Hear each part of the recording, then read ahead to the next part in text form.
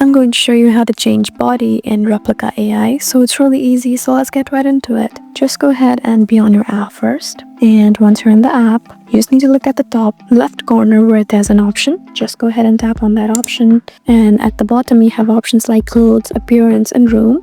Just go ahead and tap on appearance. And now at the bottom, you have options like avatar, hair, skin, body hair, eyes, and many more. Just go ahead and tap on body. And now you can change the body as you prefer it. So let's say if you want bigger thighs, then you can just use this scroll button.